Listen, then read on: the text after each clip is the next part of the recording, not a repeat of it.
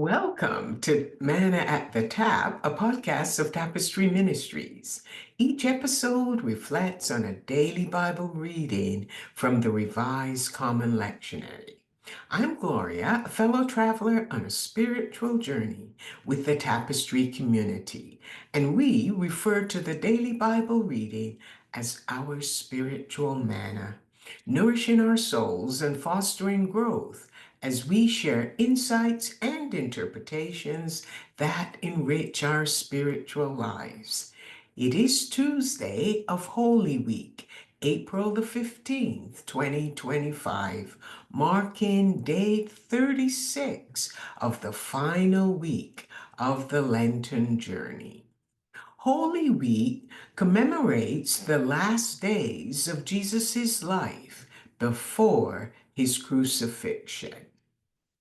It started on Palm Sunday when he came into Jerusalem on a donkey and her colt, surrounded by a crowd of ordinary men and women and children, waving palm branches and crying aloud, "Hosanna!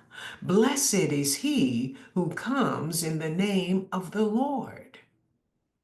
The cry of Hosanna was an appeal for divine help to come and save them.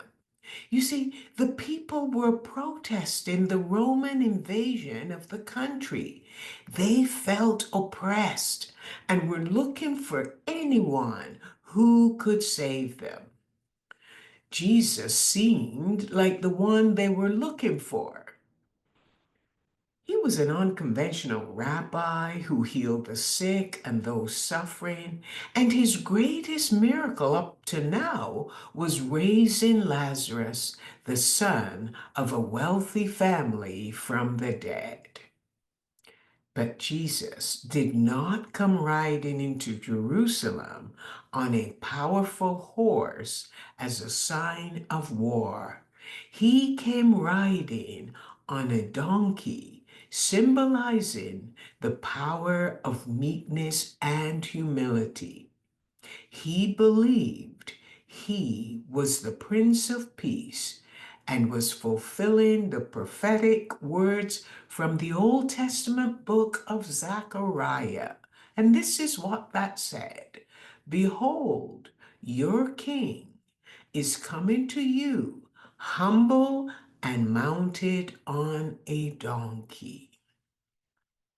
The lectionary reading is John chapter 12. Jerusalem is now filling up with pilgrims from all over the world who are there to participate in the Passover festival. The religious authorities are exasperated as they tell themselves, "Look, the whole world is going after Jesus."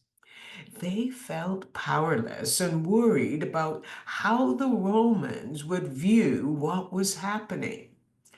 They were afraid that this might cause the Romans to come and destroy their temple and strip them of the power they held over the people.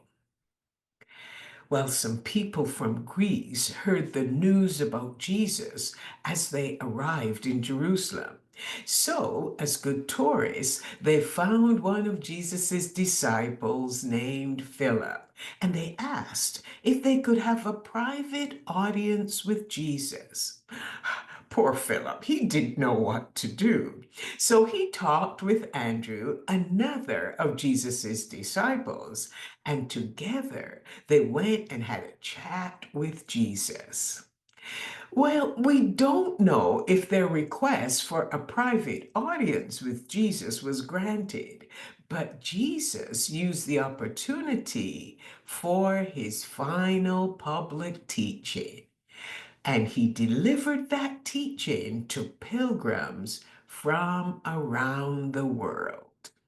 He told them his hour had come, and this was a reference to the appointed time for his crucifixion and resurrection and his ascension, and that he was ready to follow through with his mission. He then shared the imagery of a single kernel of wheat falling to the ground and dying, eventually producing many seeds. He said he was that seed that would die, but in 3 days he would be raised from the dead and a community would come to life and grow. Jesus then told the audience that it was enough to come and see him. He invited them to come and be with him, follow him, and serve him.